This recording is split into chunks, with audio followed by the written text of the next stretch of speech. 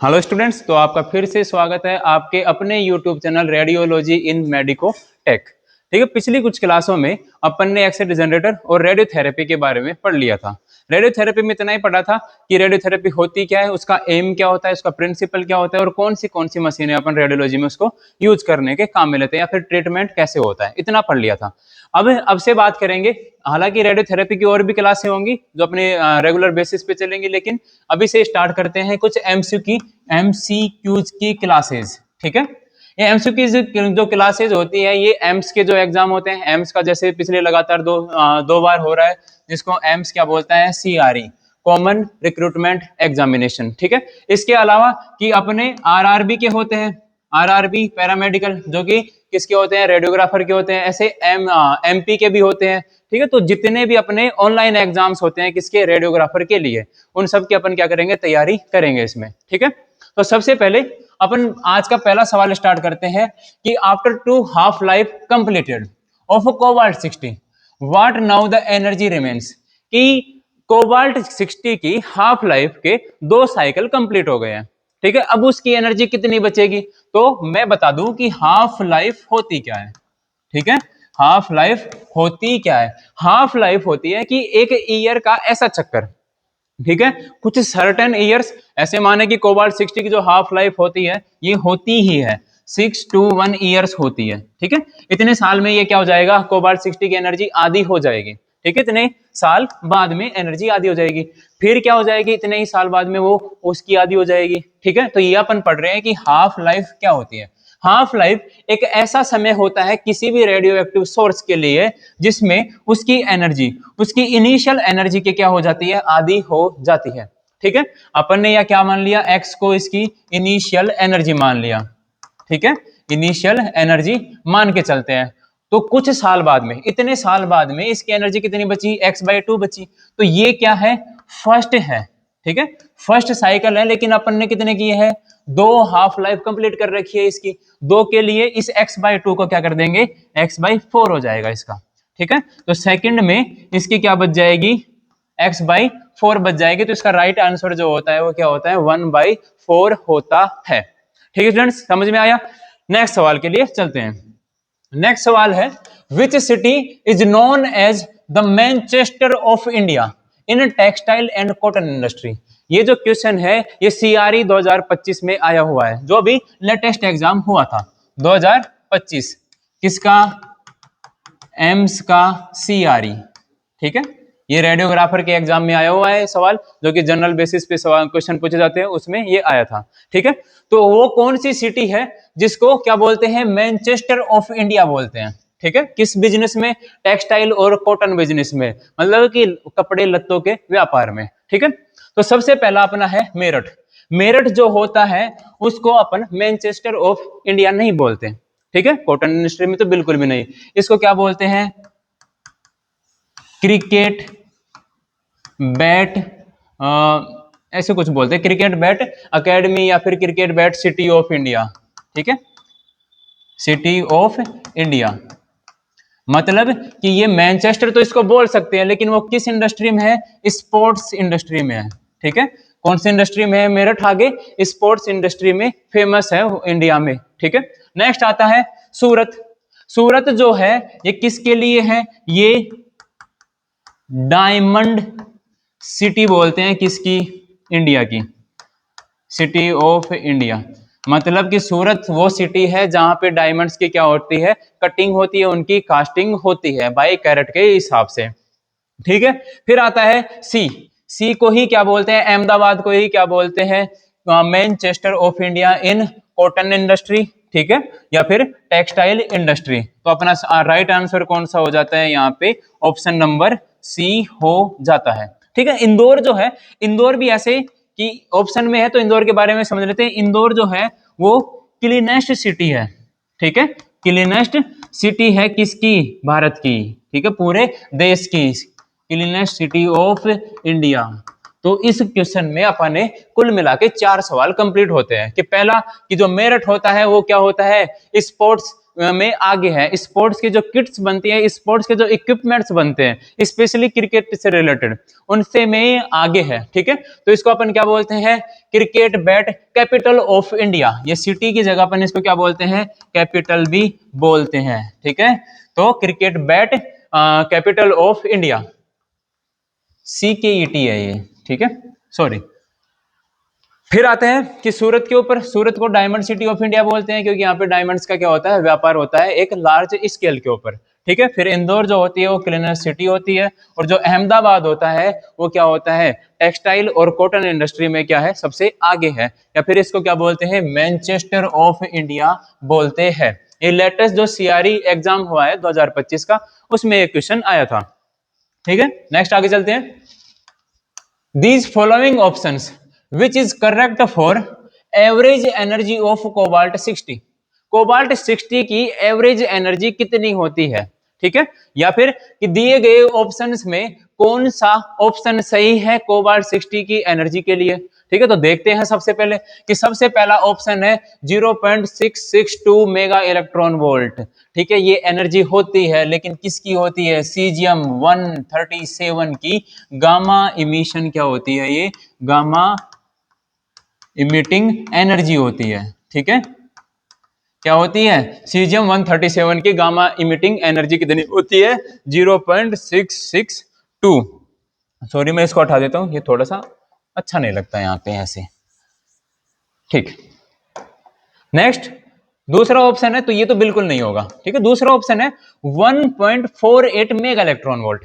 1.48 mega electron, देखो cobalt 60 से ही related है। ठीक है, कोबाल्ट 60 अपन यहाँ पे लेते हैं। कोबाल्ट 60 जो होता है, इसमें क्या होता है, इसमें गामा डीके होता है, और गामा डीके की एक टर्म होती है कि गामा डीके होने से पहले इसमें क्या होता है, बीटा डीके होता है, उसके साथ साथ में बीटा डीके भी चलता रहता है। ठीक है, मतलब कि कोबाल्ट 60 जो होता है वो बीटा एनर्जी भी क्या करता है, बीटा पार्टिकल्स भी क्या करता है, इमिट करता है, और उन्हीं बीटा पार्टिकल्स में एक पार्टिकल होता है 1.48 मेगा इलेक्ट्रॉन वोल्ट एनर्जी का पार्टिकल होता है। और एक पार्टिकल कितने होते हैं, ये होते हैं 1% के लगभग होते हैं।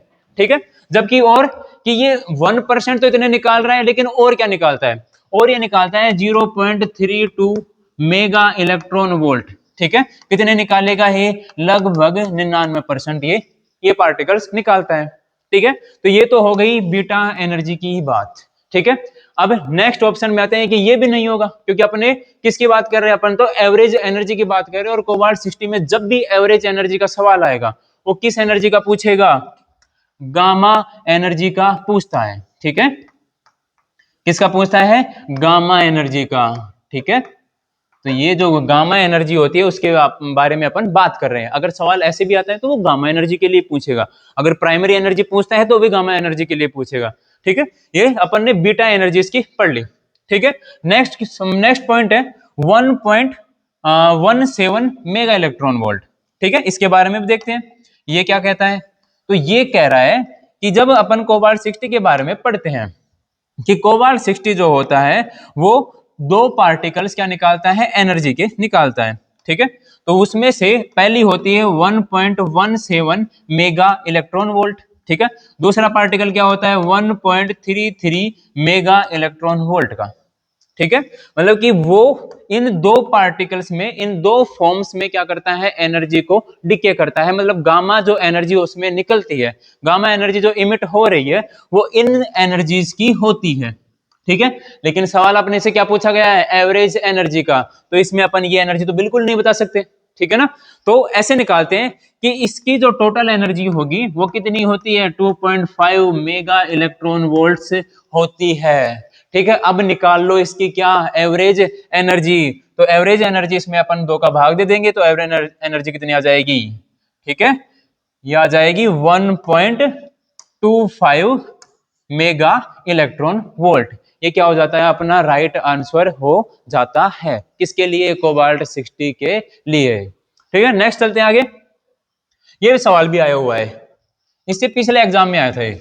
ठीक है, नेक्स्ट क्वेश्चन है कि दीज फॉलोइंग, ठीक है, these following options which is correct for frequency range of diagnostic ultrasound.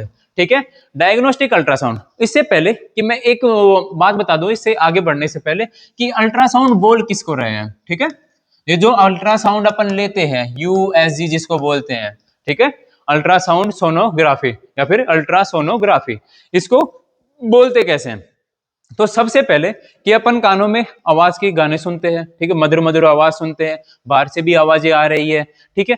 अगर इसी वॉइस और नॉइस को या फिर इसी आवाज को मैं क्या कर दूं, 20 किलो हर्ट की एनर्जी से ज्यादा कर दूं, ठीक है, 20 किलो हर्ट की एनर्जी से ज्यादा कर दूं, तो ये क्या बन जाती है, सोनिक वेव्स बन जाती है, ठीक है। क्या बन जाती है, सोनिक वेव्स बन जाती है। अब इनको क्या बोल सकते हैं अपन, सोनिक वेव बोल सकते हैं या फिर सोनो वेव्स बोलते हैं। लेकिन अभी भी यहाँ पे ये क्या है, डायग्नोस्टिक अल्ट्रासाउंड में यूज नहीं होता है, ठीक है। यूज कहां पे होगा, तो अब आते हैं फर्स्ट पॉइंट पे कि 1 से 100 हर्ट्ज तक, 1 से 100 हर्ट्ज तक, तो ये क्या रहेगा अपना, गलत जवाब रहेगा। दूसरा आता है 100 से 1000 हर्ट्ज, ये तो सोनिक वेव भी नहीं बन रहा यहां पर, तो ठीक है, इसको भी हटा दिया।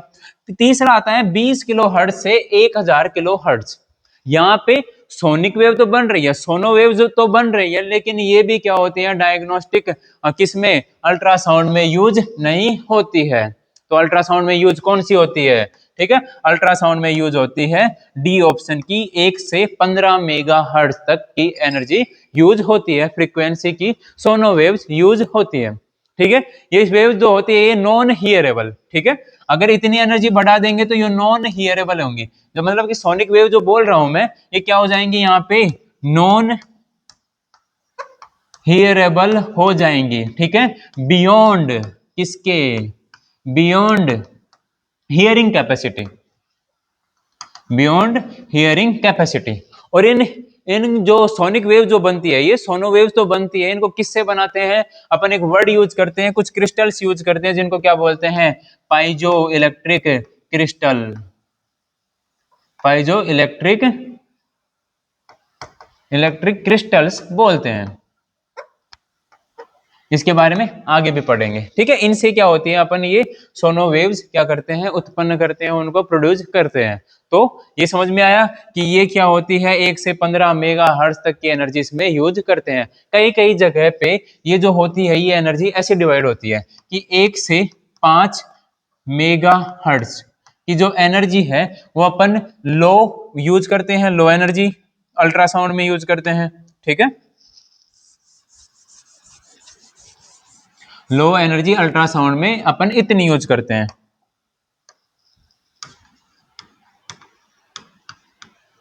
और दूसरी होती है कि 5 से ज्यादा और 20 तक मेगा हर्ट्ज की एनर्जी जो होती है वो हाई फ्रीक्वेंसी में यूज करते हैं। हाई फ्रीक्वेंसी अल्ट्रासाउंड के जो प्रोसीजर्स होते हैं उनके लिए अपन यूज करते हैं, ठीक है। इतना समझ में आ गया, आगे चलते हैं। आगे जो सवाल अपना वो ये है कि ultrasound wave are produced by using of which principle, कि जो अल्ट्रासाउंड वेव यूज हो रही है किसमें, डायग्नोस्टिक रेडियोग्राफी में, वो किस प्रिंसिपल से क्या हो रही है, प्रोड्यूस हो रही है, ठीक है। तो इससे पहले अपन आते हैं कि अल्ट्रासाउंड में होता क्या है। अल्ट्रासाउंड में होता यह है कि इसमें कुछ क्रिस्टल्स होते हैं, ठीक है। उन क्रिस्टल्स का नाम अभी मैंने बोला कि इन क्रिस्टल्स को क्या बोलते हैं, पाइजो इलेक्ट्रिक क्रिस्टल्स बोलते हैं। ये जो पाइजो इलेक्ट्रिक क्रिस्टल्स होते हैं ये किसके बने होते हैं, ये बने होते हैं लेड जिरकोनेट टाइटनेट के बने होते हैं, जिरकोनेट टाइटनेट के बने होते हैं। अब ये काम क्या करते हैं, देखो पाइजो इलेक्ट्रिक क्रिस्टल्स है, तो इसका काम होता है कि ये क्या करता है, पाइजो इलेक्ट्रिक इफेक्ट क्या करता है, शो करता है। मतलब कि अपना थर्ड जो ऑप्शन होता है वो क्या हो जाएगा, सही हो जाएगा, ठीक है। इस इफेक्ट में होता क्या है, सुनो कि अपन देखो सोनिक वेव उत्पन्न करने के लिए या फिर सोनो वेव उत्पन्न करने के लिए या फिर अल्ट्रासाउंड उत्पन्न करने के लिए, उनको बनाने के लिए अपन कौन सी एनर्जी यूज करेंगे, इलेक्ट्रिकल एनर्जी यूज करते हैं, इलेक्ट्रिकल एनर्जी यूज करते हैं। ये जो लेड जिरकोनेट टाइटनेट होते हैं या फिर पाइजो इलेक्ट्रिक क्रिस्टल्स होते हैं, ये इस इलेक्ट्रिकल एनर्जी को किस में करते हैं, मैकेनिकल एनर्जी में कन्वर्ट कर देते हैं, ठीक है। और ये जो मैकेनिकल एनर्जी होती है, ये एनर्जी क्या होती है यहाँ पे, सोनो वेव्स बोलते हैं इसको। इसी एनर्जी को यहाँ पे क्या बोलते हैं, सोनो वेव्स बोलते हैं। ठीक है, अब इसमें होता क्या है वो एक बार मैं बता देता हूं अच्छी तरह से। सॉरी, ये पाइजो इलेक्ट्रिक क्रिस्टल्स होते हैं। पहले तो अपन सीधी सी बात कर लेते हैं कि एक वर्ड आता है जिसको अपन क्या बोलते हैं, ट्रांसड्यूसर बोलते हैं, मतलब प्रोब बोलते हैं। ठीक है, प्रोब या फिर ट्रांसड्यूसर, ये एक डिवाइस होता है जिसमें अपन इन पाइजो इलेक्ट्रिक क्रिस्टल्स को या फिर लेड जिरकोनेट टाइटेनेट्स को क्या करते हैं, अरेंज करके उसमें रखते हैं। ठीक है, होता क्या है कि ये जो क्रिस्टल्स होते हैं या फिर जो ट्रांसड्यूसर होता है ये किससे, एक इलेक्ट्रिकल केबल से अटैच होता है। ठीक है, कि अपन यहाँ पे ये कर लिए, एक असेंबली बना लिया अपन ने किसकी, लेड जिरकोनेट टाइटेनेट्स की या फिर पाइजो इलेक्ट्रिक क्रिस्टल्स की। ठीक है, इसमें होता क्या है, ये शुरू में क्या होते हैं, नॉन जियोमेट्रिक में अरेंज रहते हैं। ठीक है, नॉन जियोमेट्री में क्या रहते हैं, इसके जो आयन्स होते हैं वो अरेंज रहते हैं। ये हो गया पॉजिटिव, इधर हो गया माइनस, ये हो गया माइनस, इधर हो गया पॉजिटिव, इधर हो गया पॉजिटिव, इधर हो गया माइनस, इधर माइनस, इधर पॉजिटिव, ऐसे ही कुछ ये अरेंज रहते हैं। जब इनको क्या करते हैं, इलेक्ट्रिक सप्लाई देते हैं। ठीक है, जब इनको इलेक्ट्रिक सप्लाई देते हैं तो इनमें क्या होता है, इनमें संकुचन और शिथिलन होता है, मतलब कॉन्ट्रैक्शन और रिलैक्सेशन होता है। ये क्या होते हैं, वाइब्रेट करते हैं। वाइब्रेशन के दौरान इसमें होता है क्या है, ये कुछ पहले ऐसे हैं, पहले ऐसे हैं, फिर बाद में कैसे हो जाएंगे, ये एक जियोमेट्री में आ जाएंगे। ठीक है ना, किस में आ जाएंगे, ये सारे जियोमेट्री में आ जाएंगे। जियोमेट्री क्या कहती है इनकी, कि ये सारे के सारे एक जैसे हो जाएंगे, एक जैसी शक्ल के। इनको क्या बोलते हैं, अंदर वालों को डाइपोल्स बोलते हैं। इतने हो गए, वाइब्रेशन हो रहा है, वाइब्रेशन हो रहा है, तो लास्ट में ये वापस से दोबारा से रीअरेंजमेंट से क्या हो जाएंगे, हट जाएंगे। इनकी जो जियोमेट्रिक होती है वो क्या हो जाएगी, अनबैलेंस हो जाएगी। इस दौरान ही क्या होता है, सोनो वेव्स प्रोड्यूस होती है। ठीक है, इस दौरान ही सोनो वेव्स क्या होती है, प्रोड्यूस हो रही है। मतलब कुल मिला के इतना होता है कि जो पाइजो इलेक्ट्रिक क्रिस्टल्स होते हैं उनमें कॉन्ट्रैक्शन होता है और रिलैक्सेशन होता है। ठीक है, उस दौरान उसमें वाइब्रेशंस होते हैं। उसी दौरान ये जो इलेक्ट्रिकल एनर्जी है, ये सोनो वेव्स या फिर इसको अपन क्या बोल रहे हैं, मैकेनिकल एनर्जी बोल रहे हैं, मैकेनिकल एनर्जी बोलते हैं। ठीक है, इसमें कन्वर्ट हो रही है और इसमें कन्वर्जन का जो मेथड है, ठीक है, इसी को क्या बोलते हैं अपन, पाइजो इलेक्ट्रिक इफेक्ट बोलते हैं। ठीक है, कि मतलब कि इलेक्ट्रिक करंट का, इलेक्ट्रिक एनर्जी का मैकेनिकल एनर्जी, मतलब सोनो वेव्स में क्या होना, कन्वर्जन होना या फिर कन्वर्ट होना, उसको क्या बोलते हैं अपन, पाइजो इलेक्ट्रिक इफेक्ट बोलते हैं। ये इफेक्ट यहीं पे नहीं रुकता, ये सोनो वेव क्या होती है, किसी पर्टिकुलर टिश्यू पे जाएंगी, वहां से टकराएंगी, वहां से रिफ्लेक्ट होती है और दोबारा से ये सोनो वेव इसी इसी मतलब कि प्रक्रिया के दौरान, इसी इफेक्ट के दौरान वापस से किस में हो जाती है, ये इलेक्ट्रॉनिक सिग्नल्स में कन्वर्ट हो जाती है। इलेक्ट्रॉनिक सिग्नल्स में क्या हो जाती है, कन्वर्ट हो जाती है, जिनको क्या बोलते हैं, सोनो सिग्नल्स या फिर अल्ट्रासाउंड सिग्नल्स बोलते हैं। जो कि कौन सी इमेज बनाते हैं, 2D डॉट्स वाली इमेज बनाते हैं, 2D डॉट्स में इमेज बनाते हैं। ठीक है, इसी को रिकंस्ट्रक्ट करते हैं, कई बार क्या करते हैं अपन 3D में भी इमेज निकालते हैं। ठीक है, इतना हो गया, तो वापस से आते हैं दोबारा से कि जो पाइजो इलेक्ट्रिक इफेक्ट होता है ये क्या काम करता है, ये काम करता है इलेक्ट्रिकल एनर्जी को मैकेनिकल एनर्जी में कन्वर्जन करने का काम करता है। इसलिए ये अपना क्या हो जाता है, राइट आंसर हो जाता है। अब इनके बारे में बात कर लेते हैं। फोटो इलेक्ट्रिक इफेक्ट जो होता है ये एक्सरे में काम आता है। ठीक है, एक्सरे में काम आने का मतलब है कि ये एक्सरे का जो प्रोडक्शन होता है उस दौरान काम में आता है। ठीक है, दूसरा कॉम्पटन स्कैटरिंग, ये भी होता है कि मल्टीपल जो एक टॉपिक आता है, interaction of photon with matter. ठीक है, जो एनर्जी अपन प्रोड्यूस कर रहे हैं, मतलब एक्सरे में बात कर रहे हैं कि एक्सरे की जो एनर्जी प्रोड्यूस हो रही है वो किसी और किसमें मैटर में जाएगी तो वो कैसा व्यवहार करेगी। उसमें पहला होता है क्या, फोटो इलेक्ट्रिक इफेक्ट होता है, एक होता है कॉम्पटन स्कैटरिंग होता है। ठीक है, और जो लास्ट जो अपन ये पढ़ते हैं कि थर्मोआयनिक इमिशन होता क्या है, तो थर्मोआयनिक इमिशन मैंने इंट्रोडक्शन वाली क्लास से अगले वाली क्लास में पढ़ा रखी है एक्सरे जनरेटर में, कि थर्मोआयनिक इमिशन, कि थर्मो का मतलब होता है क्या, हीट होता है। ठीक है, आयंस का, आयोनिक का मतलब होता है आयंस, और इमिशन का मतलब होता है इमिट होना। ठीक है, तो ये होता है हीट से आयंस का निकलना। ये क्या होता है, बेसिक प्रिंसिपल ऑफ कैथोड होता है, किसमें, एक्सरे जनरेटर में या फिर एक्सरे ट्यूब में। ठीक है, ये समझ में आया कि पाइजो इलेक्ट्रिक इफेक्ट इसका क्या हो जाएगा, करेक्ट आंसर हो जाएगा। नेक्स्ट क्वेश्चन बोल रहा है कि दीज फॉलोइंग ऑप्शंस, कि जो नीचे दिए गए जो ऑप्शंस है उसमें से कौन सा सही है, किसके लिए, penetration power of alpha particles, penetration power of alpha particles, ठीक है, ये किस अल्फा पार्टिकल्स की पेनिट्रेशन के बारे में कौन सा सही है।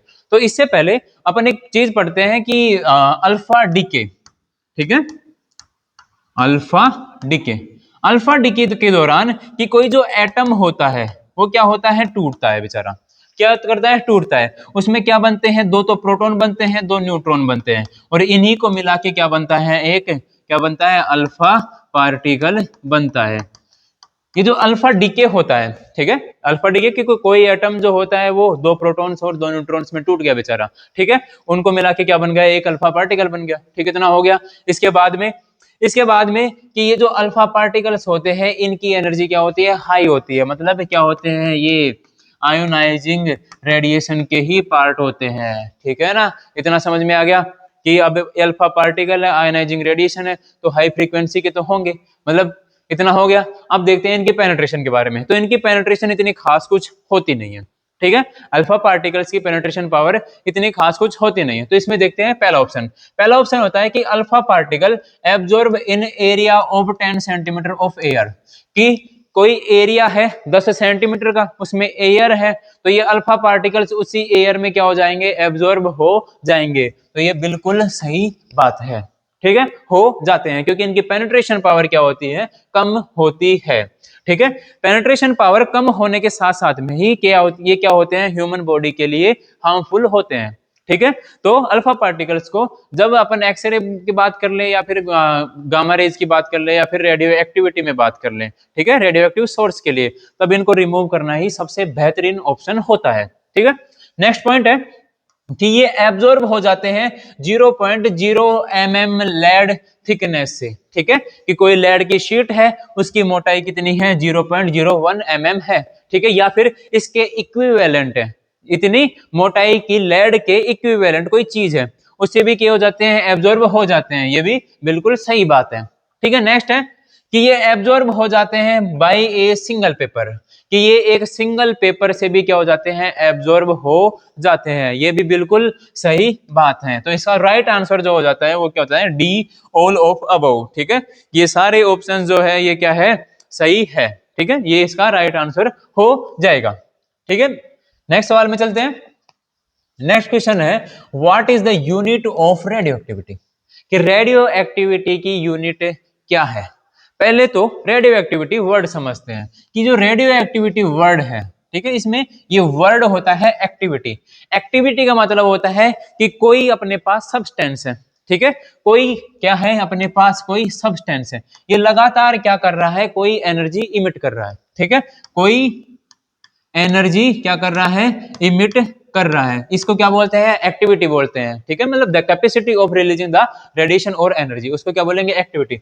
रेडियो एक्टिविटी क्या हो जाएगा, ये जो एनर्जी होती है ये कौन सी हो जाएगी, रेडिएशन हो जाएगी, ठीक है, मतलब आयनाइजिंग रेडिएशन हो जाएगी, कि आयनाइजिंग रेडिएशन इमिट कर रहा है कोई सोर्स, अगर कोई सोर्स है, अगर वो क्या कर रहा है, आयनाइजिंग रेडिएशन इमिट कर रहा है, तो उसको क्या बोलते हैं अपन, रेडियो एक्टिव सोर्स बोलते हैं, रेडियो एक्टिव सोर्स बोलते हैं, या फिर रेडियो एक्टिव मटेरियल बोलते हैं। सीधी बात करते हैं कि क्वेश्चन पे आते हैं कि रेडियो एक्टिविटी की खोज किसने की थी।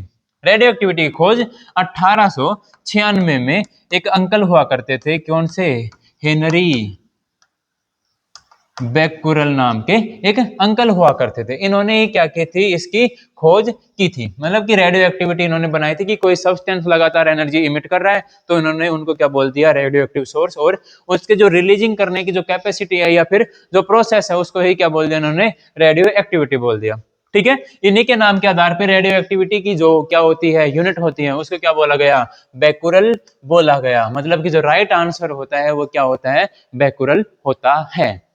फिर आता है रोंटजन।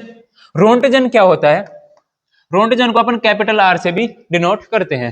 रोंटजन में क्या होता है, ये यूनिट होती है किसकी, एक्सपोजर की, एक्सपोजर की ये ओल्ड यूनिट होती है, लेकिन फिर कौन सी कि जो ऐसा यूनिट कौन सी होती है, ऐसा यूनिट होती है कूलम्ब पर केजी। ये भी किसके हिसाब से होता है, एयर के हिसाब से होता है। ठीक है, कि per unit mass of air में रेडिएशन के द्वारा आयनाइजेशन क्रिएशन, उसको क्या बोलते हैं, एक्सपोजर बोलते हैं। ठीक है, इतना हो गया। फिर आती है रैम और सीवर्ट, ये दोनों एक ही होती है। ठीक है,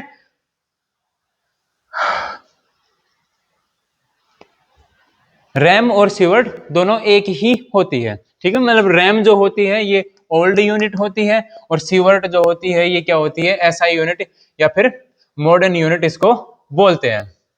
ठीक है, अभी इसमें इतना ही पढ़ते हैं। नेक्स्ट आगे सवाल में, आगे वाले सवाल में चलते हैं कि what is the effective dose of 5 years, कि 5 साल की इफेक्टिव डोज कितनी होनी चाहिए, किसके लिए, एक ऑक्यूपेशनल वर्कर के लिए। अब ये ऑक्यूपेशनल वर्कर कौन है, यहाँ पे दोबारा सवाल पढ़ते हैं कि the what is the effective dose of 5 years of A occupational worker. ठीक है, कि 5 साल के लिए एक ऑक्यूपेशनल वर्कर है। ऑक्यूपेशनल वर्कर कौन सा हो गया, जो रेडिएशन फील्ड में काम कर रहा है। ठीक है, उसको क्या बोलेंगे, ऑक्यूपेशनल वर्कर बोलेंगे। ठीक है, उसकी इफेक्टिव डोज कितनी होनी चाहिए 5 साल के लिए। तो यहाँ पे ऑक्यूपेशनल वर्कर अपने लिए क्या हो जाता है, यहाँ पे रेडियोग्राफर हो जाता है। ठीक है, रेडियोग्राफर, सीटी स्कैन टेक्नीशियन हो गए, ठीक है ना, या फिर जो रेडियोथेरेपी टेक्नीशियंस होते हैं वो, उनके लिए भी ये होता है। ठीक है, तो ये ऑक्यूपेशनल की जो रेडिएशन फील्ड में जो काम कर रहे हैं, रेगुलर जो बंदे काम कर रहे हैं, एक्सरे करने वाले, सीटी स्कैन करने वाले इत्यादि लोग, ठीक है, उनके लिए 5 साल की इफेक्टिव डोज कितनी होनी चाहिए। सबसे पहले कि इनकी जो इफेक्टिव डोज होती है ये 100 मिलीसीवर्ट होती है। नहीं, ऐसा बिल्कुल भी नहीं है, ये नहीं होती। 50 मिलीसीवर्ट, 50 मिलीसीवर्ट भी नहीं होती। ठीक है, 20 मिलीसीवर्ट, 20 मिलीसीवर्ट भी नहीं होती। 20 मिलीसीवर्ट होती है, चलो मैं बदल जाता हूं मेरी बात से।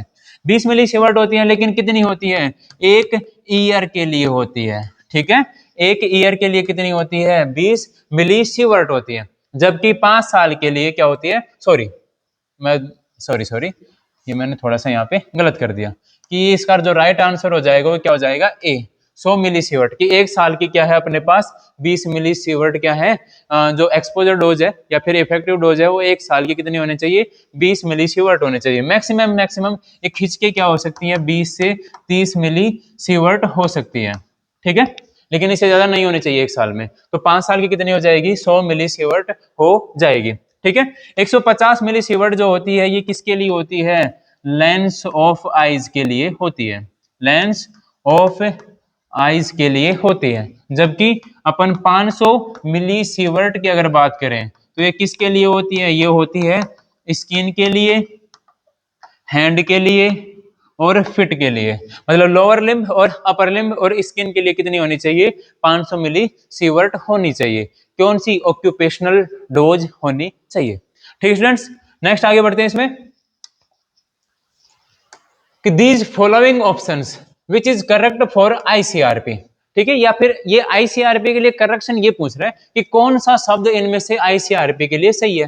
तो आईसीआरपी के लिए सही है, तो अपन यहाँ पे क्या इसकी पढ़ रहे हैं, फुल फॉर्म के लिए कर रहे हैं। ठीक है, ये भी सवाल सीआरए 2025 में आया हुआ है। ठीक है, तो इसमें देखते हैं सबसे पहला ऑप्शन कि international commission of radiation unit, ये बिल्कुल भी गलत जवाब है। ये किसकी होती है, ये होती है आईसीआरयू की।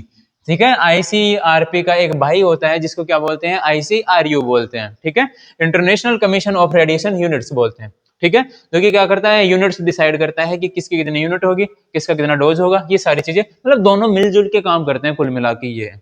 ठीक है, फिर आता है बी ऑप्शन कि Indian commission of radiation protection, नहीं, ये बिल्कुल गलत जवाब है। तीसरा है कि international commission of radiation protection, तो सही जवाब क्या है इसका, आईसीआरपी का international commission of radiation protection इसका सही जवाब होता है। मतलब इसकी एक्चुअल फुल फॉर्म जो है वो आईसीआरपी की international commission of radiation protection है। ये भी इसका क्या हो जाता है, गलत जवाब हो जाता है। नेक्स्ट सवाल की तरफ चलते हैं कि which part of anode that actually क्या करता है, प्रोड्यूसेस एक्सरेज इज कॉल्ड। ठीक है, कि ये एनोड है अपना। ठीक है, एनोड ये रहा, इलेक्ट्रॉन यहां से आ रहे हैं। ठीक है, तो इस एनोड असेंबली का कौन सा पार्ट है कि जो एक्सरे को क्या करता है, प्रोड्यूस कर रहा है। ठीक है, एक्सरे को प्रोड्यूस कर रहा है। देखो बात ऐसी है कि एनोड एंगल है, एनोड एंगल क्या करता है, अपने को टारगेट पॉइंट प्रोवाइड करता है। ठीक है। उस टारगेट पॉइंट को अपन क्या बोलते हैं यहाँ पे, फोकल स्पॉट बोलते हैं। ठीक है, फोकल स्पॉट बोलते हैं, जहां पे इलेक्ट्रॉन आके क्या करते हैं, टारगेट या फिर बॉम्बार्डिंग करते हैं। उसी बॉम्बार्डिंग का नतीजा होता है कि एक्सरे बनती है। मतलब कि जो इलेक्ट्रॉन्स होते हैं ये फोकल स्पॉट पे टकराने के बाद में, ठीक है, उनकी काइनेटिक एनर्जी जो होती है कुछ मात्रा में तो क्या हो जाएगी, एक्सरेज में कन्वर्ट हो जाएगी, और कुछ मात्रा में क्या हो जाएगी, हीट में कन्वर्ट हो जाती है। ठीक है, यही पढ़ा था ना। तो इसका राइट आंसर कौन सा हो जाता है, इसका फोकल स्पॉट राइट आंसर हो जाता है। बाकी के ऑप्शंस भी देखते हैं। बाकी के ऑप्शंस कहते हैं कि एनोड डिस्क होती है। एनोड डिस्क जो होती है वो किसकी होती है, रोटेटिंग एनोड का पार्ट होती है। ठीक है, रोटेटिंग एनोड का पार्ट होती है। कि ये जो बिवेल्स होते हैं रोटेटिंग एनोड में, बिवेल्स मतलब कि जो किनारे होते हैं रोटेटिंग एनोड में, वही किसके बने होते हैं, टंगस्टन के बने होते हैं। ठीक है, जबकि जो एनोड डिस्क होती है, बीच की जो फ्लोपी डिस्क या फिर बीच का जो बेस की जो डिस्क होती है, मतलब बीच में बेस होता है, बेस के किनारे बना दो किसके, टंगस्टन के, वो जाएंगे क्या, वो फोकल स्पॉट प्रोवाइड कर देंगे, और ये इसको क्या कर देगी, बेस प्रोवाइड कर देगी कि उसको अटैच करके रखेगी। ये डिस्क का नाम क्या था अपने पास, इस एनोड डिस्क किसकी बनी होती थी, एनोड डिस्क मोलिब्डेनम की एनोड डिस्क बनी होती थी। ठीक है, तो ये क्या हो जाएगा, यहाँ पे गलत जवाब हो जाएगा। एनोड स्टेम, एनोड स्टेम भी कहां पे यूज कर रहे थे, रोटेटिंग एनोड में यूज कर रहे थे। ठीक है, जो कि एनोड डिस्क के साथ में क्या था, अटैच था, इनको क्या कर रहा था, होल्ड करके रख रहा था। इसका काम क्या था कि जो हीट बन रही है उसका डिसिपेशन ये कर रहा था। ठीक है, तो एनोड स्टेम का जो काम होता है वो हीट का डिसिपेशन होता है, हीट को दूर लेके जाना होता है। ठीक है, तीसरा आता है फिलामेंट। फिलामेंट जो होता है वो एनोड का पार्ट ही नहीं है। ठीक है ना, एनोड का पार्ट ही नहीं है। फिलामेंट जो होता है किसका पार्ट होता है, कैथोड का पार्ट होता है, जहां से इलेक्ट्रॉन प्रोड्यूस होते हैं। और कौन सा प्रिंसिपल यूज करके होते हैं, थर्मोआयनिक इमिशन यूज करके होते हैं। ठीक है, मतलब कि ये गर्म होता है, गर्म होता है तो इलेक्ट्रॉन क्या होते हैं, बनते हैं, इलेक्ट्रॉन बाहर निकलते हैं। उससे क्या होता है, ये इलेक्ट्रॉन जाएंगे कहां पे, टारगेट पे, टारगेट पे जाएंगे तो वहां से क्या बनेगी, रेडिएशन बनेगी। तो एक्चुअल आंसर कौन सा हो जाता है, फोकल स्पॉट हो जाता है। ठीक है, आगे बढ़ते हैं। The heel effect occurs in X-ray tube is due to, कि जो हील इफेक्ट है एक्सरे ट्यूब में वो किसके कारण से क्रिएट हो रहा है या किस कारण से बन रहा है। ठीक है, इससे पहले तो ये हील इफेक्ट होता क्या है। ठीक है, हील इफेक्ट होता क्या है ये बाद में देखेंगे कि हील इफेक्ट पैदा क्यों हो रहा है। कि हील इफेक्ट का कहना यह है कि जो एनर्जी होती है कौन सी, एक्सरे, द प्रोड्यूसिंग एनर्जी या फिर the intensity of X-rays, X-rays कहां पे ज्यादा होती है, is more than anode side. ठीक है, ठीक है, कहां पे होती है, मतलब कैथोड होती है, कैथोड पे ज्यादा होती है। ठीक है ना, कैथोड पे ज्यादा होती है, किससे, एनोड से ज्यादा होती है। तो कैथोड की साइड में एक्सरे की इंटेंसिटी का ज्यादा होना या फिर एक्सरे की मात्रा का ज्यादा होना, उसको क्या बोलते हैं, हील इफेक्ट बोलते हैं। इसका जो मेन रीजन होता है वो एनोड एंगल होता है।